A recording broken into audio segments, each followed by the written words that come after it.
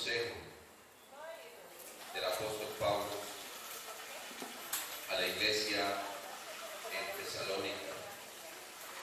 Un consejo en una época bien complicada para la iglesia, unos 70 años más o menos, de los años 60 y 70 después de Cristo. Había gran persecución contra el pueblo de Dios y muchas veces la única forma de comunicación o el único medio de comunicación pues eran estas cartas, ¿cierto?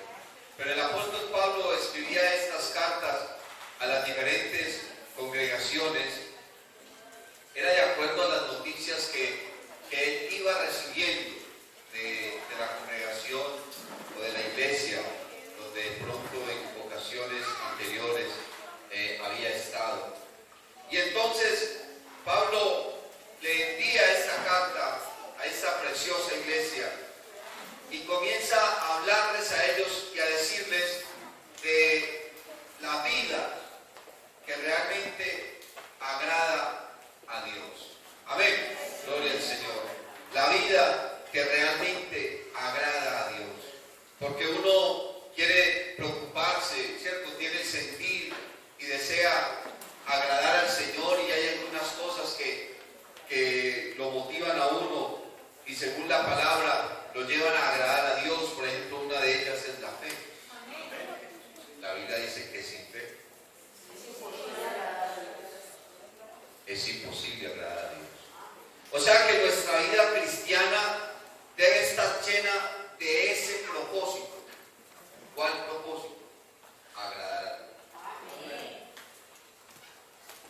Nosotros somos de Él.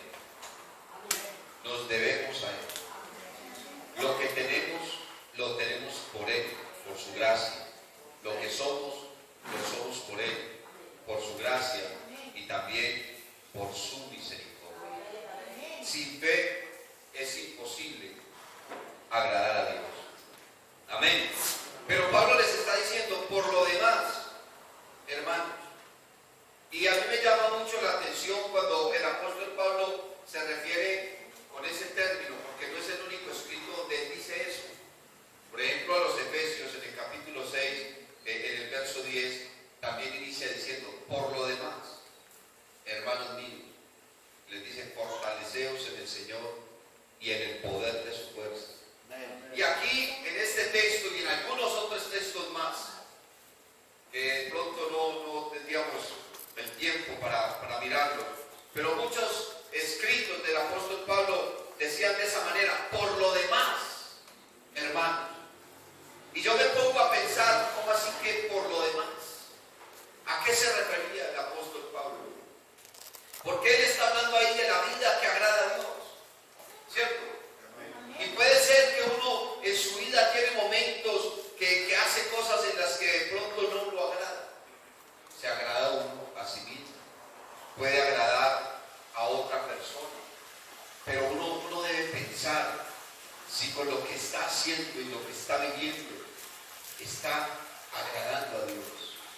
Y tantas cosas que vienen a la vida, cosas como las pruebas, cosas como las tentaciones, ¿cierto? Dificultades. Pero pensando en esto de las pruebas, en alguna ocasión estaba meditando y diciendo, ¿por qué razón Dios nos prueba a nosotros? ¿Por qué? Y entonces yo dije, no puede ser porque Él no sepa quiénes somos, si Él lo sabe todo. Dios no nos prueba a nosotros para ver si nosotros sí somos buenos cristianos o no. Eso lo sabe Él. Pero los que no lo sabemos somos nosotros. Las pruebas vienen para uno mismo saber qué tipo de cristiano es. Estaba pensando por allá en Abraham, que Dios le dice a Abraham, necesito que me entregues tu hijo, tu único hijo, tu hijo amado. Y me llama la atención cuando le dice tu hijo, tu único hijo, siendo que Abraham tenía otro hijo. Pero ese hijo no venía por la y su esposa habían cometido, y ese error hoy todavía trae consecuencias. ¿Cierto? Ismael, hijo de Agar, fue un error grande de Abraham y de su mujer. Porque él se desesperó, esperando la bendición de Dios. Uno no se puede desesperar esperando la bendición de Dios, hermano. ¿Sabe, hermano? Mi mamá oró por mí más de 16 años. Y finalmente vio la misericordia de Dios el día que me entregué al Señor. Y quizás usted lleva mucho tiempo orando por algo y Dios le ha dado promesas y una cantidad de cosas, pero uno de pronto se desespera y en su desespero comete errores. Abraham se desesperó y su mujer también se desesperó y ya siendo anciano, mayor, pero es que el Señor me prometió una descendencia grande como las estrellas del cielo. Y entonces allá llegó su mujer al ver su desespero y le dice: no, pues usted necesita tener un hijo y yo no le puedo dar hijos, soy anciana, soy estéril. Y entonces le dio a su sierva. Le puso a su sierva allí, y Agar tuvo su hijo, y luego ya Dios cumplió su promesa y nació Isaac. Y entonces aquel muchacho mayor maltrataba al niño, y aquella mujer también humillaba a la esposa de Abraham, a Sara, y por esta razón tuvo que echarlos de su presencia. Y resulta que los descendientes de Ismael se convirtieron en los peores enemigos de Israel. ¿Cierto? Que son los árabes, el pueblo musulmán. Por ese error. Por eso el Señor le dice a Abraham que le entregue a su único hijo, porque era el hijo de la bendición. ¿Cierto? Entrégame a tu hijo, tu único hijo, al que amas. Dios sabía cuánto amaba a Abraham ese muchacho. Dios sabía que Abraham veía por los ojos de ese muchacho. Era el motivo de su alegría, la motivación de cada día salir y esforzarse en todas las cosas que hacía. ¿Cuál sería el gozo y la alegría de Abraham viéndose viejo y tener ese muchacho alegrando su vida, ¿cierto? Porque un niño llena una casa. Un niño alegra el corazón de las personas cuando viene con bendición del Señor, ¿cierto? Pero entonces, cuando Dios le dice que le entregue a su hijo en sacrificio, imagínense lo que sintió Abraham en su corazón. Dios no necesitaba saber si Abraham lo amaba o no. Dios sabía eso. Dios sabe que tú lo amas. Pero eres tú el que necesita saber qué tanto lo amas, qué tanto puedes darte, qué tanto puedes entregarte, qué tanto puedes ofrecerte, qué tanto estás dispuesto a sufrir, a padecer y a entregarse por él. ¿Cierto? Las pruebas que Dios envía, hermano, no son para él saber si nosotros somos buenos cristianos o no, es para que nosotros mismos lo sepamos, para que nosotros mismos nos fortalezcamos en nuestra fe, porque cada victoria que usted obtiene en su vida, eso incrementa la fe, ¿cierto? Porque la fe tiene que ir creciendo, ¿cierto? La Biblia dice que nosotros los cristianos tenemos que ser como la luz de la aurora, que va en aumento hasta que el día es perfecto, ¿cierto? Gloria al Señor Jesús. Asimismo tiene que ir creciendo la fe. Por ejemplo, los discípulos le dicen al Señor: Señor, aumentanos la fe. Y el Señor no desconoce la fe de ellos, pero quién sabe cómo era el tamaño de la fe de ellos. Pero si tuvieseis fe siquiera como un granito de mostaza, le diría a este árbol: desarráigate y arrójate al fondo del mar, o a esta montaña, arrójate y sucedería. ¿Cierto? Gloria al Señor. Pero es que ese granito de mostaza no se queda ahí. Ese granito de mostaza, pues hermano, tiene que reventar, ¿cierto? Y tiene que comenzar a crecer un árbol con su tallo, con sus ramas, con sus hojas, y llega a ser tan grande que en él, hermano, se refugian las aves, los animales, ¿cierto? De ese árbol grande se pueden alimentar las personas, y tantas cosas, llegar a ser un árbol grande y tener una fe tan inmensa que esa fe llegue a cubrir a otras personas, a los que nos rodean. Así como aquellos 4 hombres que llevaban el paralítico, y cuando vieron que no había forma de entrar a la casa, no se quedaron ahí. Como las mujeres que iban a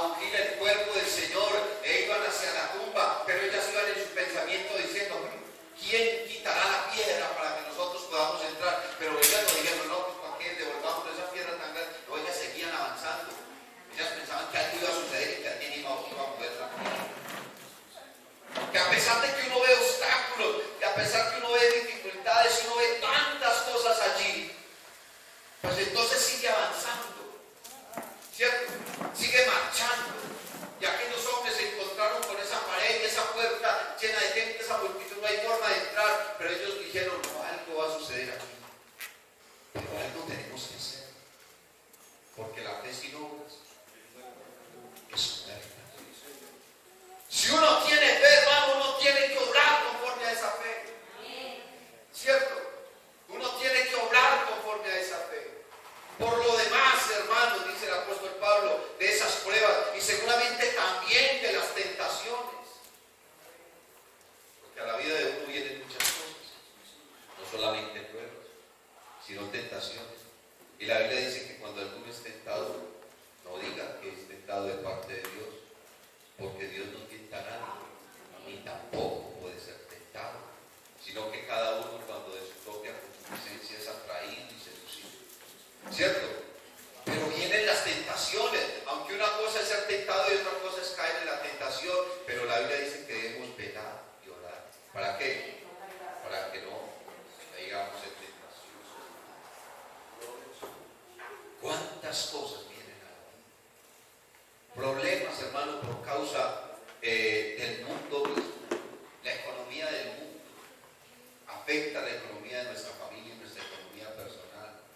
Las plagas, los virus, las cosas que hay en el mundo afectan nuestra vida, las circunstancias, y todo eso, hermano, nos aflige y todo eso nos lleva a buscar la presencia del Señor. Pero el apóstol Pablo dice, por encima de todas esas cosas, sean pruebas, sean tentaciones, sean dificultades, sea lo que sea, por lo demás, hermanos, os rogamos y exhortamos en el Señor Jesús que de la manera que aprendisteis de nosotros, cómo os conviene conduciros y agradar a Dios, así abundéis más y más. Gloria al Señor. ¿Cómo os conviene conduciros? Y estaba pensando en esa palabra conveniencia, porque ahí no dice cómo tienen que conducir, no, cómo nos conviene. Porque el mismo apóstol Pablo dice, todo me es lícito, pero no todo me conviene. O sea que como cristianos hay cosas que a nosotros nos convienen, pero hay cosas que no nos convienen. El apóstol Pablo dice que nosotros debemos andar conforme a la vocación con la cual fuimos llamados. El Señor nos llamó a nosotros, ¿cierto? Y nos bendijo con toda bendición espiritual, dice, en los lugares celestiales.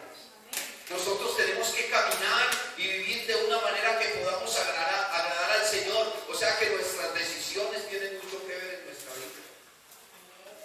¿Qué nos conviene? Porque hoy en día está de moda que la gente diga, hermano, pero eso ¿dónde lo dice la Biblia? Y eso todo el mundo le quiere salir a uno con ese cuento, hermano, pero eso ¿dónde lo dice la Biblia? Porque las personas tienen la tendencia a justificar algún comportamiento, algún pensamiento, alguna cosa, ¿cierto? Inclusive alguna rebeldía o tipo. Pero hermano, pero ¿dónde dice la Biblia? Y yo estaba pensando y comparando la iglesia de hoy con la iglesia hace 1500 años o más, cuando la iglesia estaba naciendo. Porque el libro de Apocalipsis nos habla a nosotros del mensaje a las 7 iglesias, ¿cierto? Y alguna ocasión escuchaba un maestro diciendo que esas 7 iglesias que estaban en Asia en aquella época están tipificando 7 periodos de la iglesia en el tiempo. Por ejemplo, la iglesia de Éfeso significa deseada, y la iglesia de Éfeso son los primeros 100 años de la iglesia, y lo que sucedió y la actitud de la gente en esa época, cuando estaban los apóstoles, luego los padres de la iglesia, que fueron los hombres que fueron después de los discípulos, y así sucesivamente, ¿cierto? Y después de eso, entonces viene la iglesia de Esmirna y las otras, Pérgamo, Tiatira, y así. Y cada una va representando diferentes épocas. Pero yo digo, esos hermanos de esa época no tenían una Biblia como la de nosotros. No tenían una Biblia como la de nosotros. No existía una Biblia así como la que nosotros tenemos. Ellos tenían una o 2 hojitas de la Biblia. Una sola carta de un apóstol. Por ejemplo, esta iglesia de los tesalonicenses, ellos no tenían la Biblia entera, tenían esta carta que les mandó Pablo.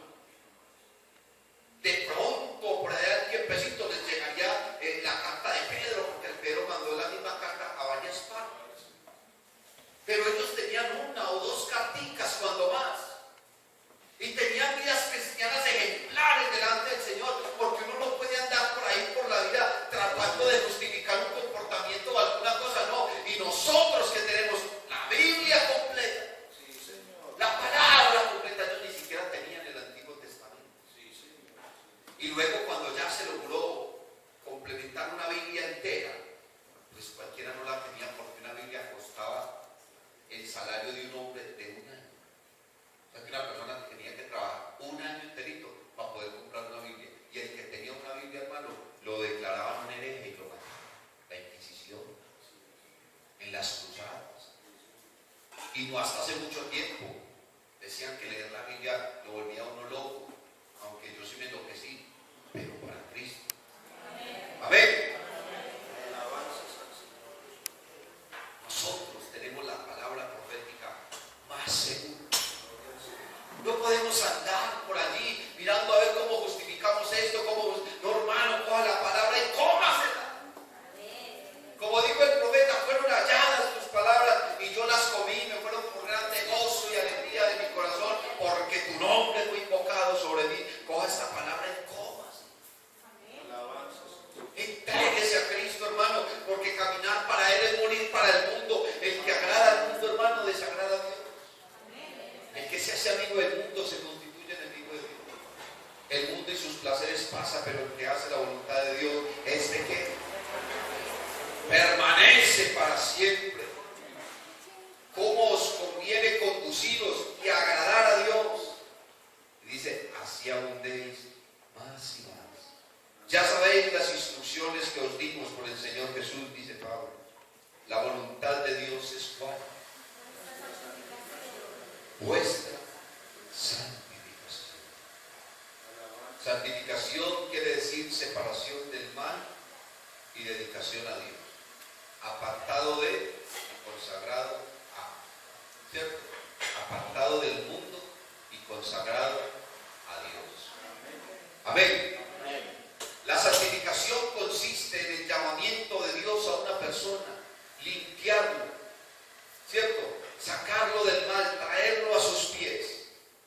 Pero la santidad ya es una constante. La santificación sucedió una vez cuando el Señor te llamó y te trajo a su iglesia, te limpió y te convirtió en su hijo. Sin embargo, el apóstol a los corintios les dice, y esto erais algunos, mas ya habéis sido lavados, ya habéis sido santificados y ya habéis sido justificados en el nombre del Señor Jesús y por el Espíritu de nuestro Dios. O sea que la santificación se compone de esas tres cosas: de ser lavado, de ser santificado y de ser justificado. Pero luego eso fue en pasado, eso fue en el tiempo en que el Señor te llamó. Pero ahora ¿qué? Ahora tenemos que vivir en la santidad. Y la santidad es que es un estado del alma, ¿cierto? El Señor nos ha puesto en lugares altos, en lugares celestiales juntamente con Cristo, dice la Biblia. La santidad, hermano, es esa convicción de la presencia de Dios en nuestra vida todo el tiempo. Si usted todo el tiempo está seguro de la presencia de Dios en su vida, hermano, y usted vive conforme a esa presencia que está contigo, tú eres un santo. Amén. Tú eres un santo. ¿Qué le pasó a Adán? ¿Qué le pasó a Eva? ¿Cuánto tiempo llevaban ellos en el paraíso? La Biblia no dice. Después de que Dios creó a Adán del polvo, ¿cuánto tiempo pasó hasta que le dio su mujer? Y después de que tuvo a su mujer, ¿cuánto tiempo pasó hasta que ellos pecaron? La Biblia no lo dice. Pudo haber sido poco, pudo haber sido mucho. Ellos eran inmortales, no existía el pecado y por tanto no existía la muerte. La muerte vino por el pecado y el pecado vino por el mundo. ¿Cierto? Y así la muerte pasó a todos los hombres por cuanto todos pecaron. ¿Cierto? Y están destituidos de la gloria de Dios. Pero dice la Biblia que Eva estaba por allá distraída. No estaba con su esposo en ese momento. Y comenzó a conversar con la serpiente. Extraño uno hablando con un animal. Seguramente para ella era normal hablar con algunos. No sabemos cómo eran las cosas entre ellos. Si es que si a mí se me para una culebra y dice hola, es que el brinco que tengo es muy grande. Si una vez se me paró una de frente y no me dijo nada y aún así corrí, como la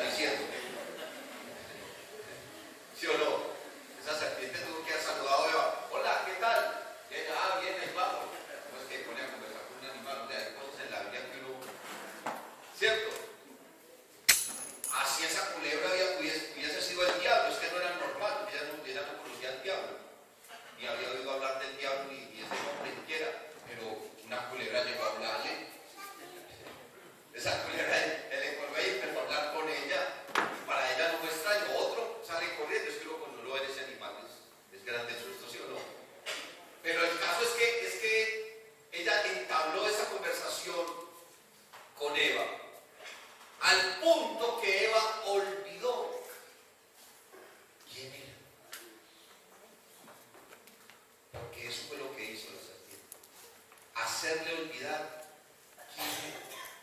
No le hizo olvidar ni siquiera la palabra de Dios, porque la serpiente le estaba hablando de lo que Dios había dicho, aunque ella lo torció. Pero, no, es que con que Dios dijo, la serpiente le habló de Dios.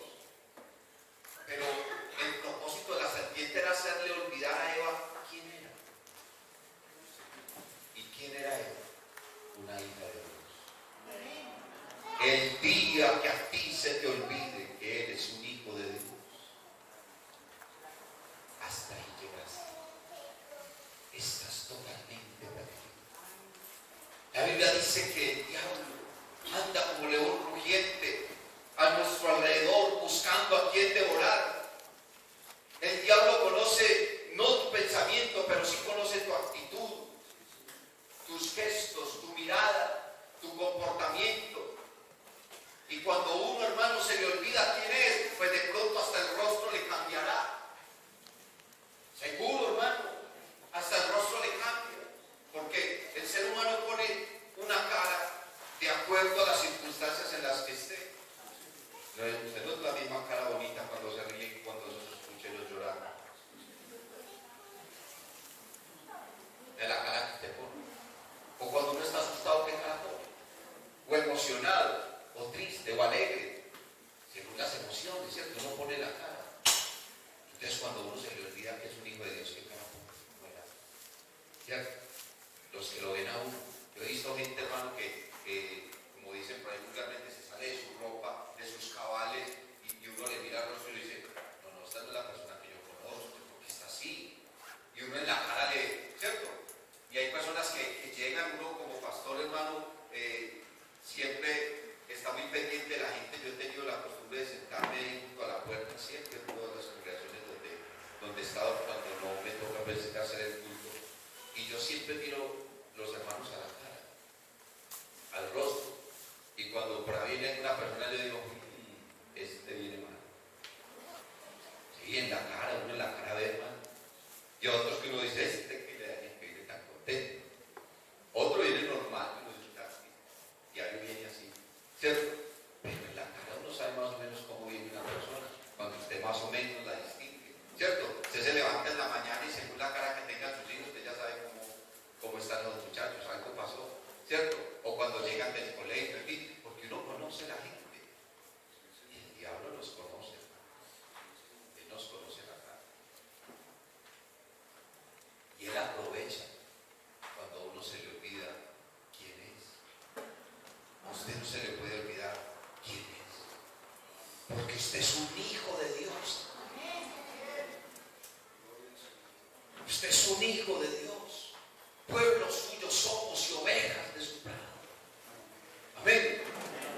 Gloria al Señor Jesús. Somos pueblo adquirido por Dios con un propósito: anunciar las virtudes de aquel que nos llamó de las tinieblas a su luz admirable.